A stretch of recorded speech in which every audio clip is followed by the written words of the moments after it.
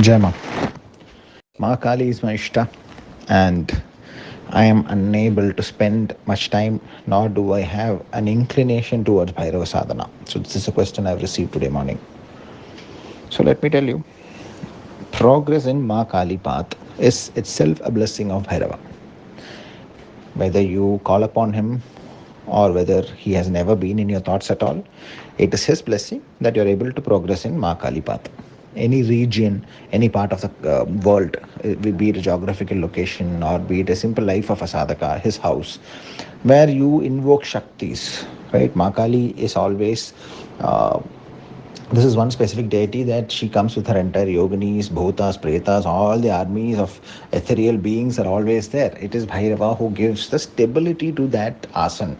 It could be a geographical region itself, it could be a simple asan of a simple devotee, right? But if you're able to progress, and as destruction of ideology, destruction of the ego, the self begins to come through, and you do not panic and stop your sadhana or run away from the path itself, that blessing is also given by Bhairava.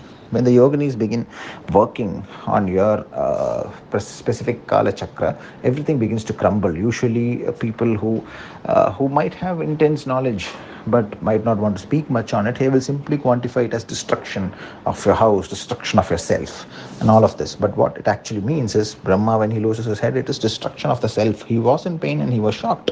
You think he was having fun as he was losing a whole head itself. It was not. So that stability, as you go towards higher states of the Shiva consciousness, which is Kali is nothing but the feminine part of that highest Shiva consciousness. So that stability to handle it is given by Bhairava. So if you do not find inclination to do Bhairava sadhana, but you're mad about Kali, that is already a blessing of Bhairava. However, I still would suggest that if you cannot do anything at all, still do the basic Nama Japa of any one form of Bhairava, even if it is one mala per day. Take the sankalp and never ever stop doing it. Number one. Number two, do the Kala Bhairava Ashtakam every day, right? Take a specific number, whether it is one or whether it is 1,000.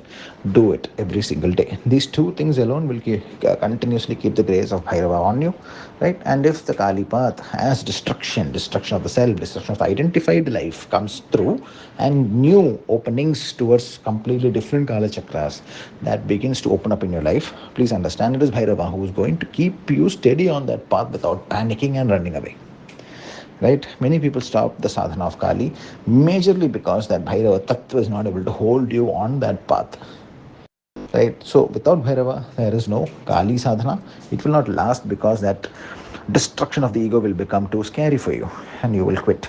So if you do not find any inclination, basic Nam Jap, even if it is one mala, that is fine. But look at Ma Kali itself and look at the Bhairava in the picture. If you find yourself unable to keep a separate photo, you're absolutely mad about Kali. Only look at Bhairava in the photograph of Ma Kali as he's lying there as Yadhara. That is also sufficient, right?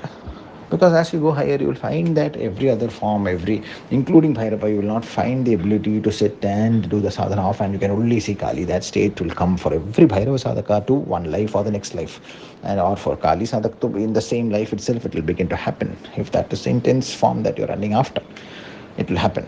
But understand that is that destruction of ego.